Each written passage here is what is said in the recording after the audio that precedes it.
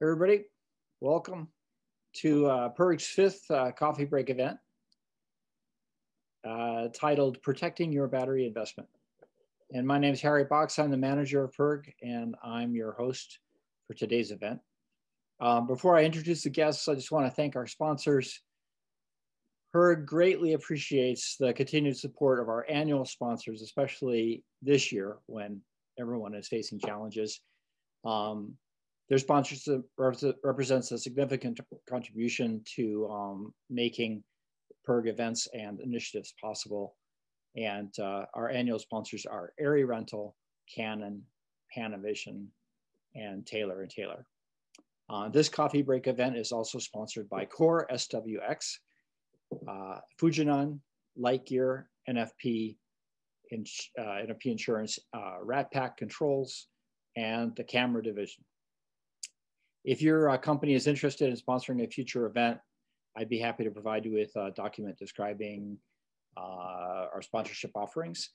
So just let me know. My email is going to be in the chat. So just a couple announcements before we get going here. Please select speaker view in your Zoom settings. I'll be, and keep your mics muted during the presentation. Please participate in the chat and ask questions at any time. Just a reminder that this meeting is being recorded, so we can post it on our YouTube channel along with our other coffee break events. Today, we are delighted to welcome two guys who you probably know if you've been to the trade shows. Joe Teodosio and Zach Shannon from CORE SWX. CORE SWX is an innovative manufacturer specializing in batteries for motion picture and broadcast markets. They design and manufacture lithium-ion V-mount and gold-mount brick batteries, chargers, plates, and all kinds of accessories, large batteries and small batteries. Joe is the Chief Technical Officer at CORE SWX. He has more than 35 years of experience in the battery industry. He worked for Anton Bauer for many years and is now with CORE. Zach is the head of technical sales, and these guys are a great resource. You can ask them anything about batteries. And Joe and Zach, thank you very much for doing this today. I appreciate you sharing your expertise with us. I just want to kick things off with a question for the audience. I'm wondering how many of you experience production shutting down with your equipment in their possession? I think this happened quite a bit. And Zach we were chatting just a moment ago, Zach was saying that even if they didn't have the equipment in their possession and the batteries weren't being used, oftentimes rental houses had some sitting on their shelves. So batteries represent a significant investment.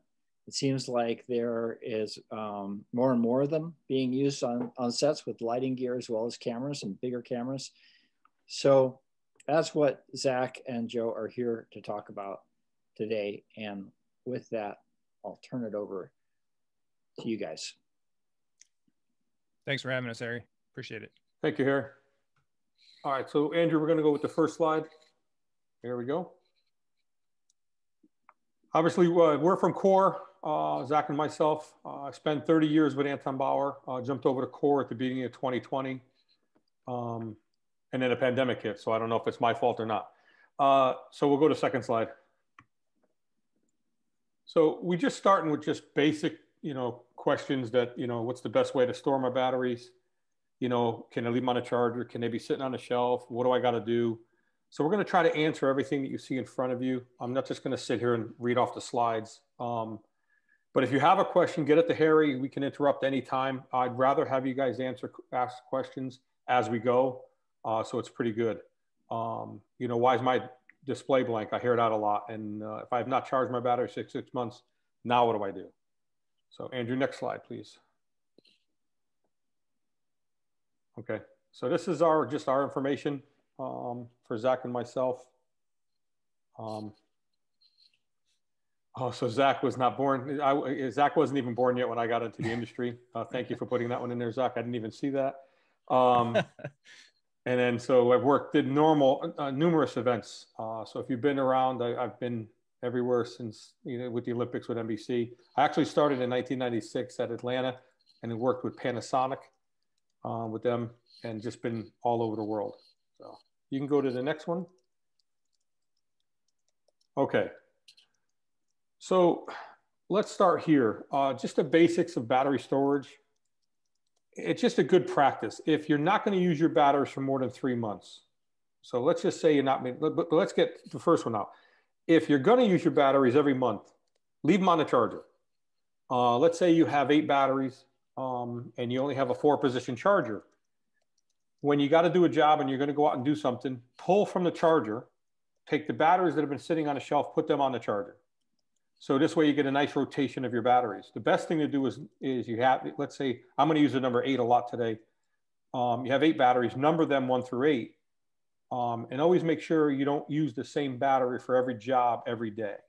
You want to try to put as many even cycles on your battery as possible. That's just good practice that I've got through over the years. But batteries that are not going to be used for more than 3 months. So here's the caveat. You want to charge them or discharge them to about 40%. Leave them off the charger in a nice cool spot. You want to check the batteries monthly to make sure that they haven't lost all kinds of capacity. If you have batteries that can be placed in storage mode, our Neo series can be placed in storage mode. You press the button on the side, wait 30 seconds while holding the button. The battery display will go blank, let go of the button, and now those batteries will sit. I've actually had stuff that was shipped to me about 6 months ago. I just took it out of the packaging and the batteries were still 20%. So the batteries in storage mode will last quite a long time. Zach, anything different on that? No. But just to add to that, the reason why the batteries last longer while they're in storage mode is it has a lower self-discharge rate.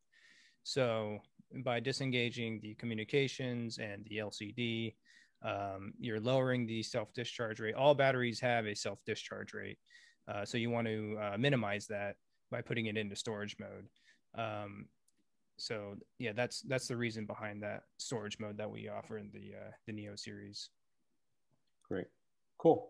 All right, Andrew, let's go to the next one. Okay. So there's a lot of different things that go on. If your batteries have been in deep discharged, if your display is blank, you can't get it to charge. Lithium ion, and we talked about this the other day when we were practicing this, is lithium ion is a use it or lose it kind of battery. The minute a lithium ion is made, it starts to age. You could put one on a shelf, brand new, never used for 3 years, or use a battery for 3 years. The battery that's been used every day for 3 years is running 100 times better than the battery that's left on the shelf. Lithium ion does not like to just sit. It's a different type of a chemical. It's not an organic. It actually is a chemical. So batteries that have been deep discharged, as we call it, and the display is blank and you can't get them back, there's a couple different tricks you can try. You put it on a charger, wait for it to go, it's self-evaluation, wait 15, 20 seconds, see if the battery's going to charge, take it off, put it back on the charger again, or put it on a different position. You got to wait for that position to go away. Try to put it on a different position. Every time that it goes on the charger is going to hit it with a certain voltage so it can try to sense what it is. It's going to try to read the battery, as you would say. There's multiple communications going on between our batteries and our chargers and our batteries and other chargers. And the communication is different depending on if you have a gold mount or a 3-stud mount, or if you have a V mount. There's only the mounts in the world right now. There is another one, but that's for an RE camera. But those are really 2 basic mounts that are everywhere. And one is just a single line communication protocol, and that's a 3-stud communication.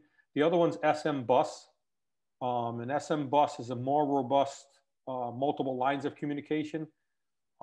I came from into a world of gold mount, which has a single line of communication. So if you think you got like a pipe and you got to have the water going both ways, that's a single line of communication.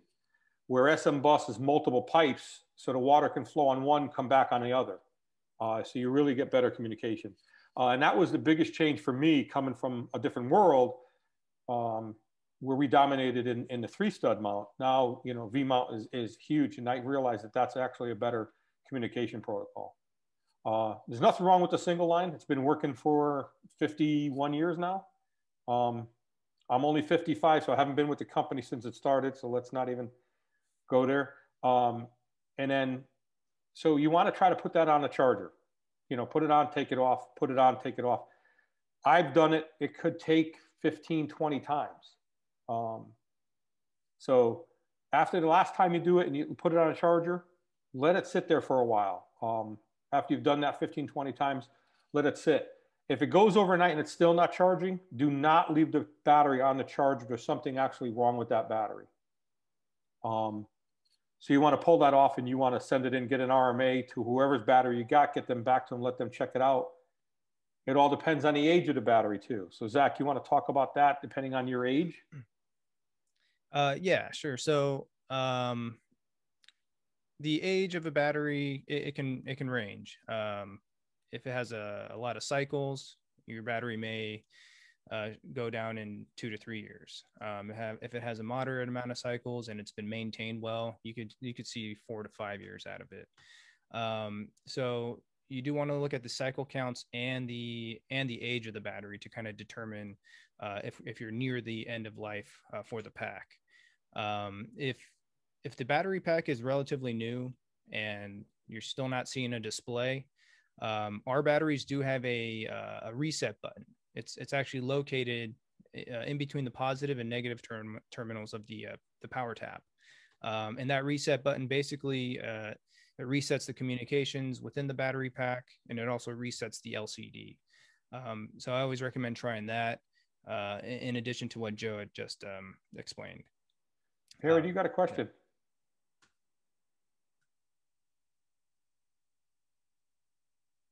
Yeah. Anybody have questions on that? Okay. All right, Andrew, let's go to the next slide then. All right.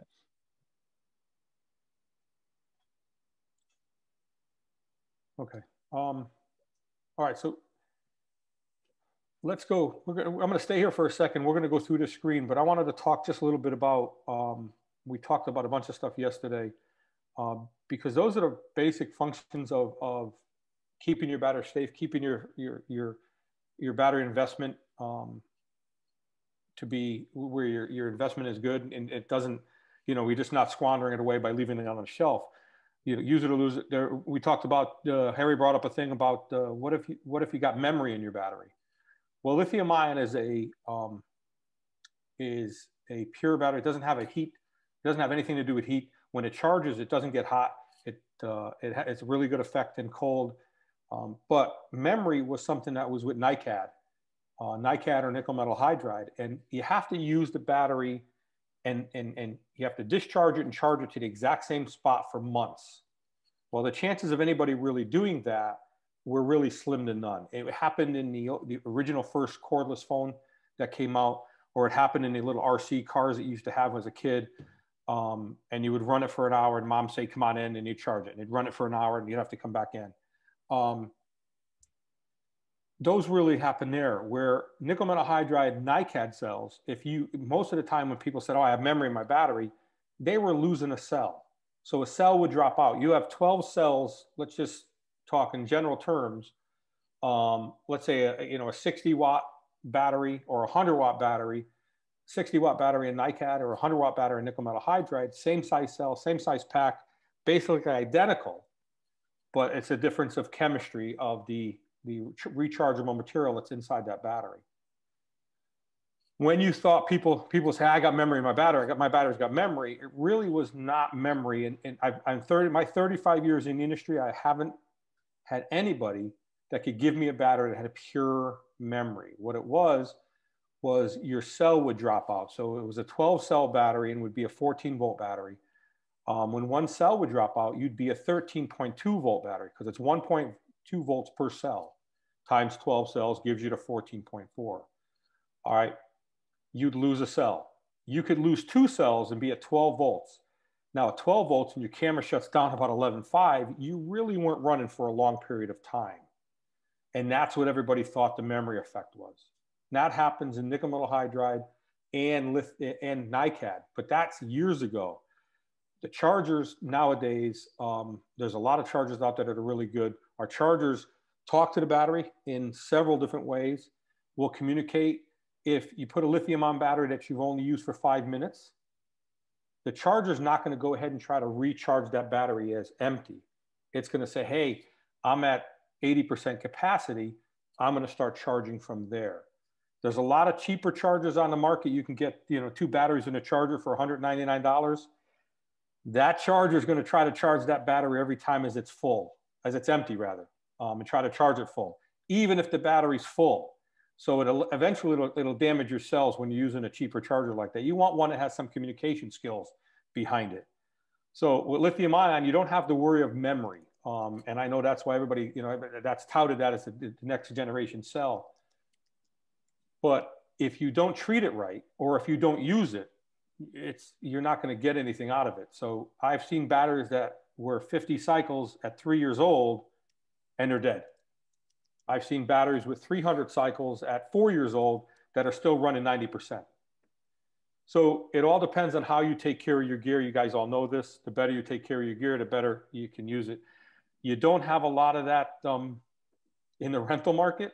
It's like me renting a car. You don't want to drive, you don't want to buy the car that I rented. And people don't take care of their gear when they're renting it. We get it. We understand it. But our batteries are, we guarantee them for 2 years. Most of the public out there, any battery company guarantees them for 2 years. You're going to get 2 to 4 years out of a battery, depending on the quality of the cell. We're towards that 4-year end. Our cells that we're using in our Neo series are exceptional. It's a next generation cell from anything anybody's using. It's really wild, really strong. It's a 12 amp cell. So you really want to watch that. So let me ask real quick here. Yep. We got a question. What should companies do if their battery, with their battery when using it for the first time in almost a year? Well, I think you should definitely top it off, charge it up. And what you can do is do a couple of cycles on it. By doing that, you're actually calibrating the cell balance within the pack. So even if there is a little shift in or a little imbalance between the cell packs or within the battery, doing the several cycles, they say 3 cycles is a good number to bring it back up to par. So definitely charge it up, maybe do a couple of discharges, and it should be back to normal. Okay. So I failed to mention something at the beginning that we wanted to offer everybody. As CORE was kind enough to provide us with a PDF that you can take with you at the end of this, and you can give it to your staff or to your customers. And so we'll put that in the chat, and it's going to cover some of these storage issues. So I have a question with regard to buying batteries. When we're talking about batteries sitting on the shelf, like how does a rental company make sure that they're not getting a battery that's been sitting around for a long period of time? That's a good question. So we serialize our battery packs. If you're not confident that the battery pack you're buying is brand new, you can always ask the seller for the serial number and then contact the manufacturer to check. A lot of people will contact me asking me if this B stock unit is safe to buy or if it's a good idea. I mean, and a lot of the times B stock batteries are not good to buy. They might be cheap, but they're not going to last you very long at all. Sometimes maybe 6 months to a year at most, depending on the age of the battery. But definitely contact the manufacturer to check the age of the packs in those situations. Yeah, Harry, I was on Facebook the other day and somebody asked me that question. He could get a really great deal on 3-year-old in the box, brand new lithium ion batteries. and I told them to run the other way. A 3-year-old lithium-ion battery that's been sitting on a shelf, even in storage mode, you might get a month, you might get 2 months out of it. Wow. Batteries are perishable. They don't like to sit. And there's a reason why, it used to be the contracts with your cell phone were 2 years. It's a cell phone company, and the cell providers got together and, they came up with a 2-year contract because that's how long the battery lasts. Nowadays, there's no contracts anymore, so you don't have to worry about that. But you're still replacing your phone probably every 2 to 3 years. Batteries have gotten better in a cell phone, just like anything else. Every time we do something, when lithium-ion first came out in 95, Anton Bauer had it, and they had a fire on not Anton Bauer fire, but Apple Computer let go on a plane ride home from NAB that year. And Anton and George, the 2 owners, said, "Ooh, we can't come out with this." So they came back out, and then there was a couple other companies, Sony and IDX and a few others that came out with their lithium ion. But in that time, everybody came out with lithium ion, and everybody had lithium ion. There was a good 8-year period where they weren't making the battery any more powerful. They were trying to make the battery more safe. And that's really now. There's, we have 150 cells, we have 300 watt hour cells, we have a 98 watt hour cell, but it's a 12 amp cell. Excuse me. And so you got to be careful of what you're buying, when you're buying. You can get some really cheap batteries out there, and they look really good, but they're an 8 amp cell. So if you take that 8 amp cell and you're going to try to, light an aperture light, NAND light, Astra light, it's going to fold back the battery, and the light's going to shut down. You're not going to be able to work it because that 8 amps is just not enough to kickstart that light. You need a minimum of 10 amps. 12 amps is the best for lighting. So just got to make sure what you're buying. Let me ask about that, because I know that a lot of these lights are at the high end of what the current that the battery can deliver. Yes. And I also wonder about the connectors. So we've got these XLR 4-pin and stuff like that. At what point is, are the connectors up to the task? Yeah, go ahead, Zach. Yeah, I mean, for the most part, they are, especially like an Amphenol or Nutrix connector. Those guys, they make some solid connectors with good raw materials. So I wouldn't worry too much on that end. But, to kind of touch on that, the reason why lighting uses higher voltages is to reduce the amperage. So you'll see 28 volts or 48 volts or 24 or 48 volt lighting. And that's where when you're operating at a higher voltage, it's lowering the amperage rate.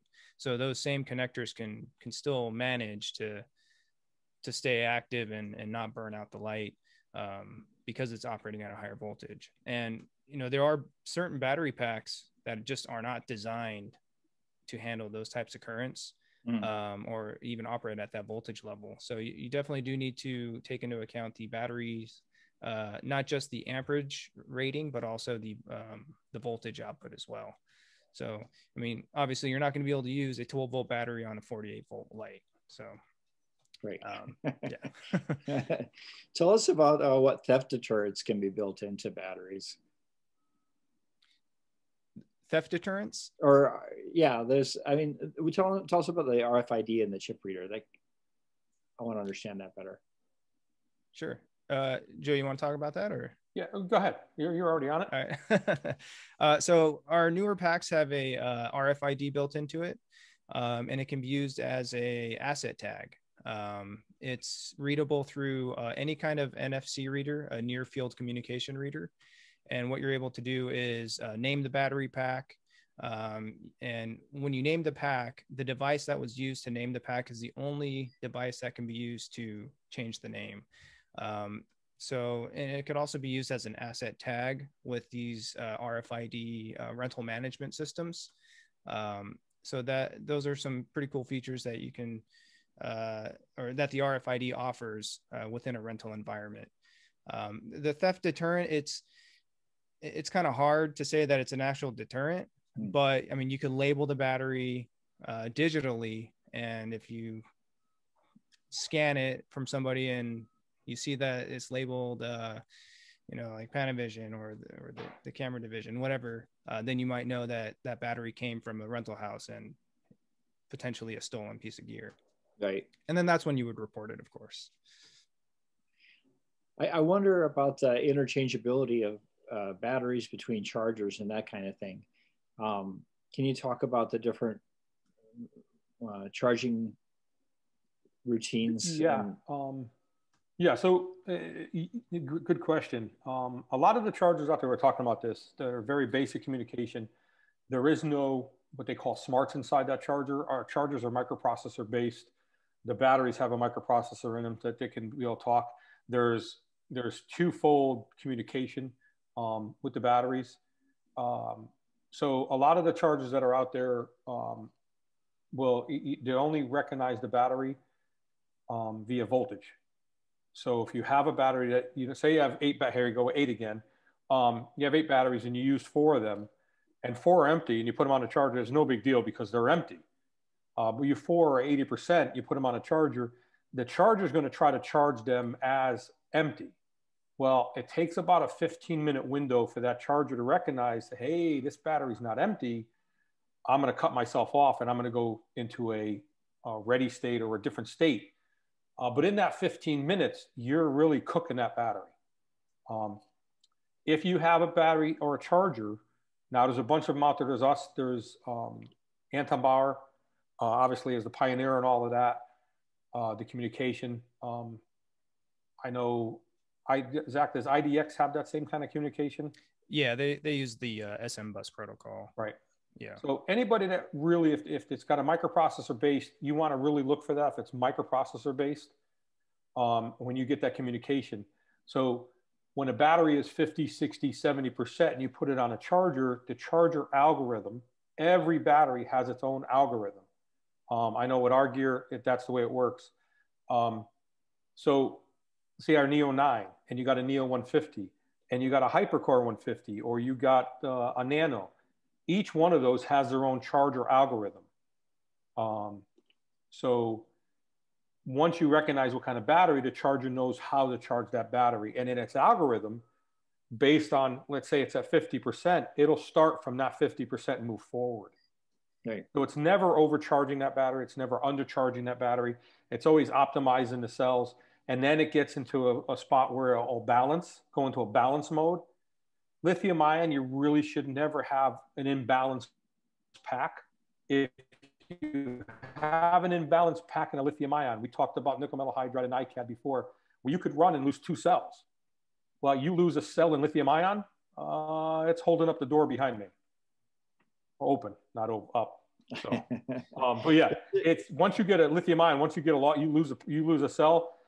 For safety reasons, the pack will shut down. So with a managed battery, there's not a concern about leaving the battery overnight on a charger because the charger knows when it's full and and starts either trickle charging or not charging, right? Yeah. So what'll happen is when your battery, you put it on a charger, depending on what charger, so some say ready, some say complete, some say whatever, or green light or solid green light. Once it's a green light, the charger and the battery aren't doing anything. It's just a placeholder at that point.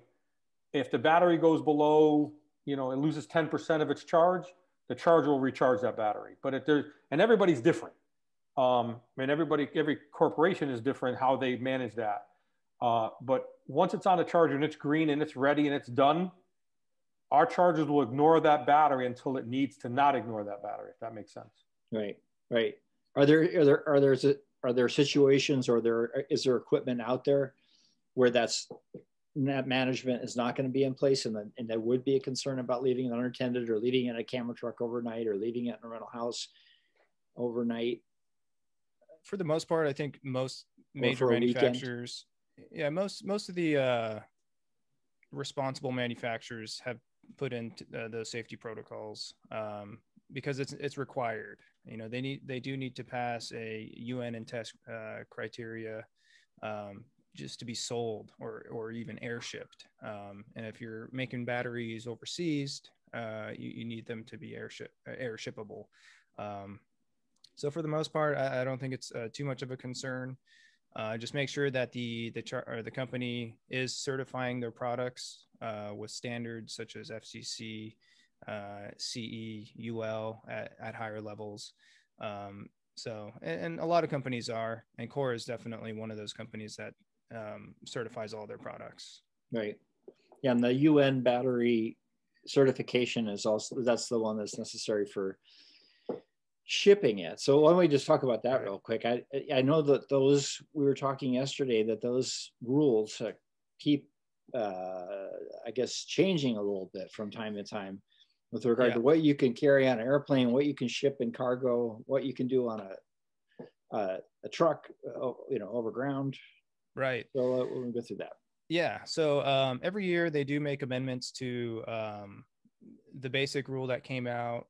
I think it was around 2016, maybe, or maybe even a little before that. But just keep in mind that there are two separate rules for passenger aircraft and cargo aircraft. So passenger aircraft would be a person carrying on their battery packs, while a cargo aircraft would be having FedEx, UPS, or some kind of carrier shipping your batteries for you. So a lot of times people get those two rules mixed up, and I kind of want to go over that and clarify that. I guess we can start with the passenger aircraft. So every airline has their own regulations. So it's good to check with the airliner in advance and see what they allow. Because some airlines these days, they don't even allow any lithium battery packs on board. And I believe the IATA or FAA website has a list of those airliners. So if you're traveling, just check with those guys, and they'll let you know if you can bring anything on. And right now, I was just researching the changes because every year there's a change in January, and this year it doesn't look like there's very many major changes. So most of the regulations that were put into place back in 2016 still apply today, and that is you can bring up to about 15 100 watt-hour batteries per person. And it must be a carry-on. You cannot ever check them in. That would be against the FAA regulations.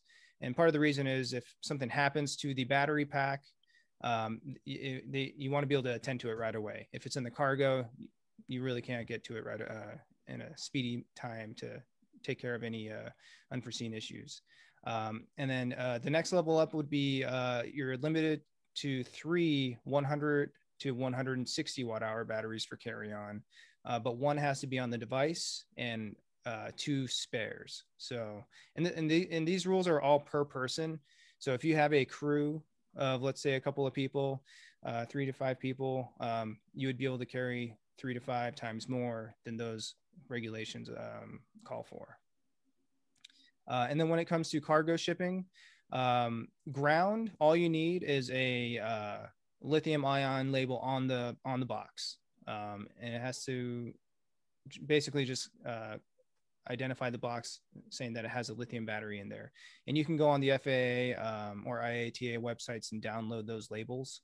And I believe most UPS and FedEx locations offer those labels as well. But when it comes to air shipping, you do need to be a dangerous goods certified shipper. They do offer online courses now, so you can take an online course, become certified, and you have to classify the shipment as a Class 9 dangerous goods shipment, and also fill out a declaration form saying that you've packaged it according to the packing instructions laid out within the dangerous goods shipping. So there are some rules that need to be followed. And fines can get hefty if you don't follow those rules. So you definitely want to abide by them. What are the fines? The fines are anywhere from $50,000 to $250,000 per occurrence per battery. We had a TV station, and I won't name where. I'll just say we had a TV station years ago that did everything wrong with a lithium-ion battery. They got caught. Their fine was $3.5 million. And that was only 10% of what it should have been. So it can get pretty crazy pretty fast. Just keep in mind, there's a lot of rules, and you read them out there, that you got to be at 30% when you're traveling. 30% only applies if you're going to ship that battery air. Right. So if you're going to carry it, make it 100%. If you're going to ship it ground, you don't have to discharge it. It's always a good, let's rephrase that. It's always a good policy when you're going to ship something and it's out of your possession to discharge that battery down below 30%, because you don't have the energy stored in that battery, and bad things could happen if something, somebody crushes it or runs it over with a car or hits it with a nail gun or puts it in a toaster oven. That's a long story. We don't have time on this call. But when you're going to carry that battery and you're going to a job, please have it at 100%. Even when you're getting on a plane, doesn't matter. And I apologize. Apparently, they're working on a lot next door to me. They decided today was the day that they were going to start to dig up that lot. And if you're hearing any noise, that's where it's coming from. I'm sorry about that. No, yeah, sounds good. But yeah, so with travel, it's only when you're going to ship do you have to be under 30%. Yeah. Just keep and that there's in actually mind. one more thing that I want to add. You need to be cognizant of your weight. Yes. I was traveling internationally a couple of years ago, and I got stopped because I was within the battery limit, but my carry-on luggage was above the weight limit that the airline allotted. So I had to call the supervisor and get an exception made for me, and luckily they were nice enough to allow that. But what you can do is call the airliner in advance, let them know that, hey, I've got some equipment for professional use, and it exceeds the weight limit, and 99% of the time they're going to give you the exception. Right. So just give them a call in advance and you'll be okay. Yeah, they're pretty good. Most of the stuff is on their website too. You have, every airline has a different carry-on policy. It's about 25 pounds now. They're pretty straight across the board. There's some that are 30.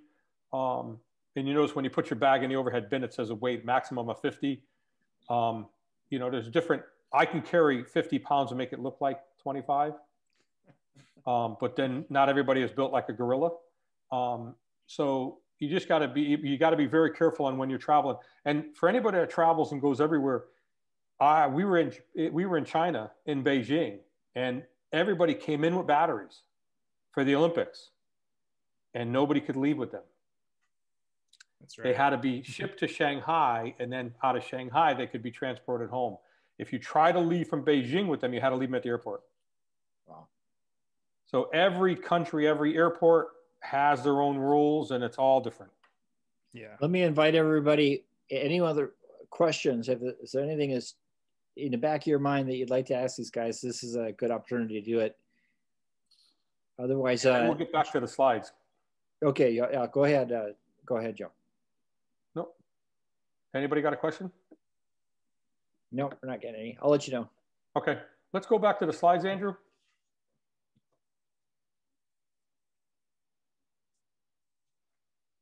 All right, so while Andrew's getting that rolling, what we're going to talk about now is just, here we go. Oh, perfect. If you have, you want to see, let's say I have a 98 watt hour battery, and batteries provide watt hours, lights, cameras, RF equipment, all pull watts. So it's pretty easy if you want to try to figure out what you got and how many, everything else is how to do it. If you have the ampere hour rating of the battery, because all cells get delivered to the manufacturer in ampere hour rating, they don't actually get delivered in watt hour rating, but the whole industry uses watt hour. So in real simple terms, if you have a 6.6 watt hour battery, you times it by the 14.4 or 14.8, and you have a 98 watt hour battery. In this case, it's a 6 amp times 14.4, you're getting 86 watt hours. So you don't really need to even worry about all of that. All you care about is if you have, your camera is a 5 amp camera or a 50 watt, not even a 5 amp, let's say just a 50 watt load, and you have a 98 watt hour battery, you're just going to get under 2 hours. So you take the 50 watts and you divide it into whatever watt hours there are. And that'll give you some basic, and that's if your battery is running 98 watt hours. So if your battery is brand new, you're good to go. If your battery now is 2.5, 3 years old and it's running 85, 90%, maybe you only have a 90 watt hour battery. Maybe you only have an 80 watt hour battery. That same 50 watt draw on a camera now is only going to get you an hour and a half.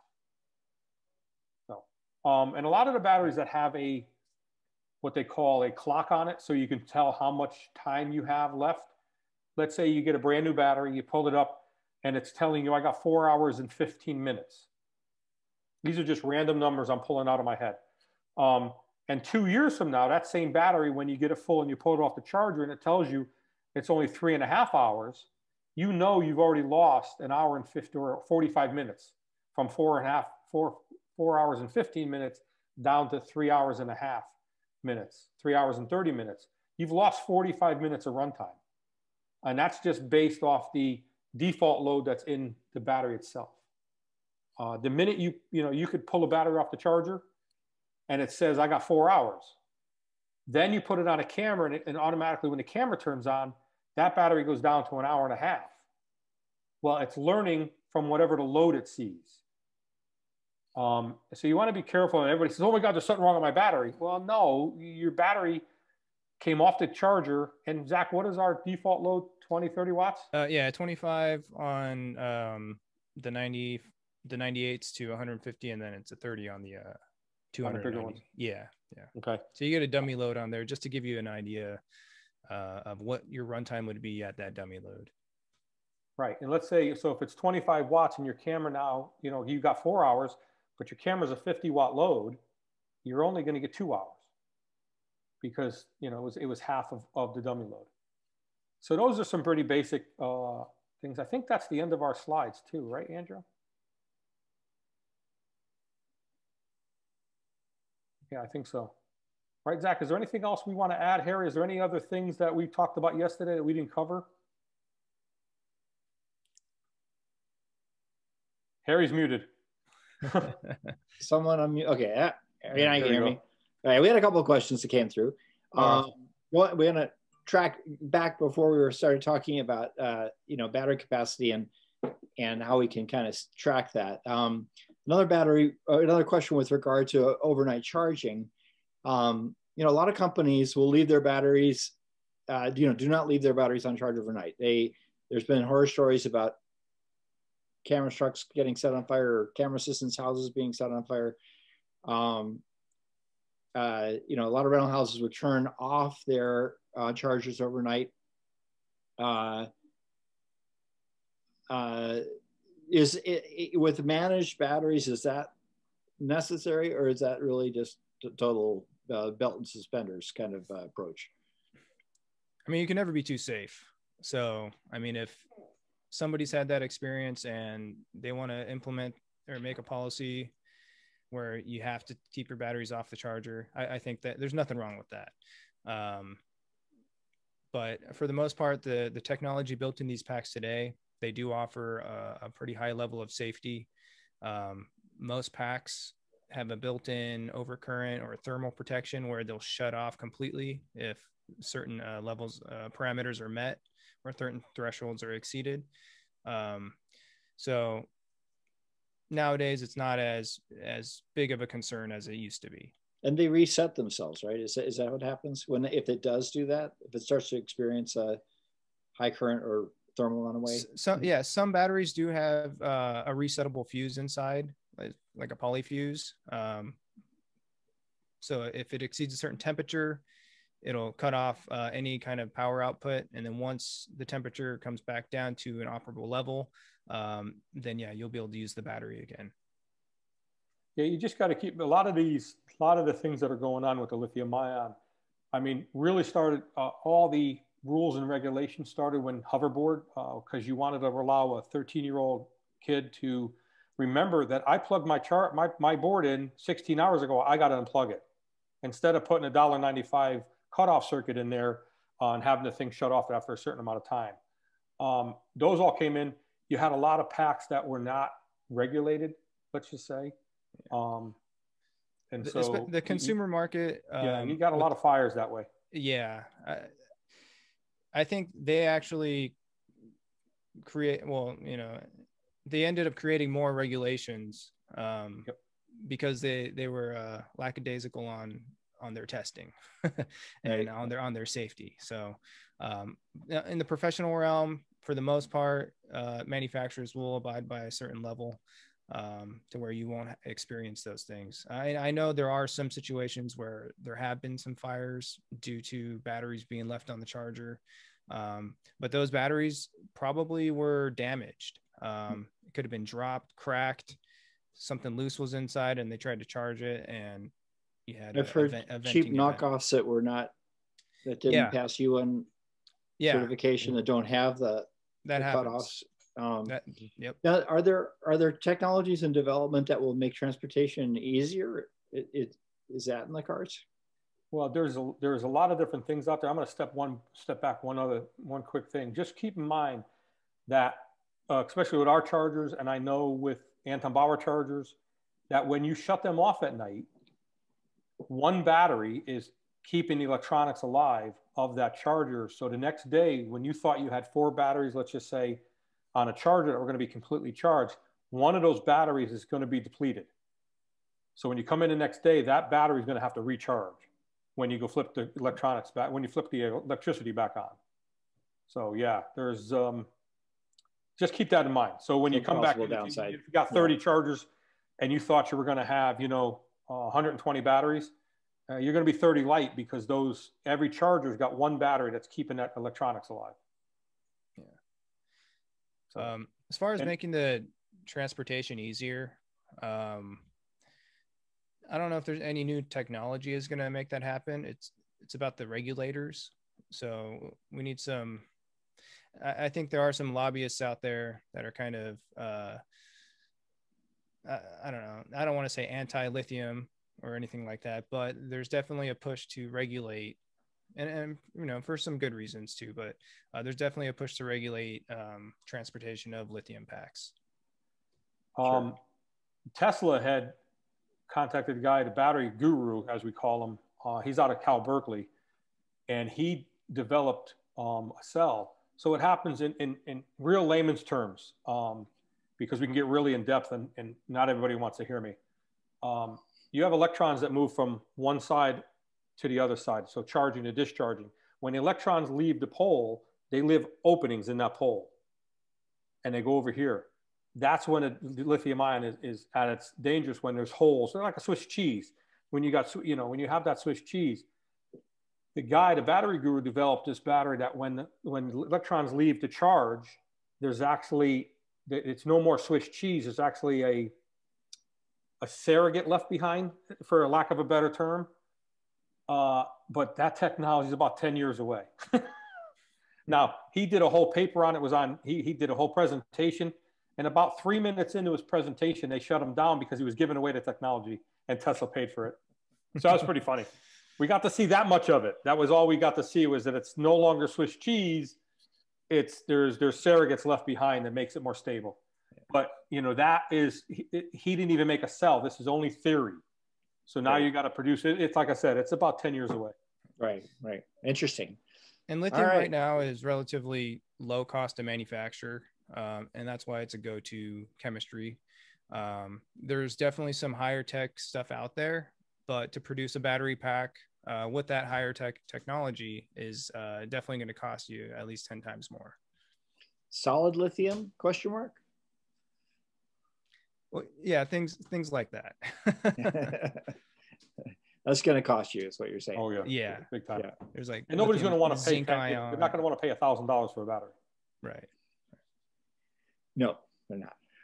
All right. Well, yeah. Any other questions? Last chance here.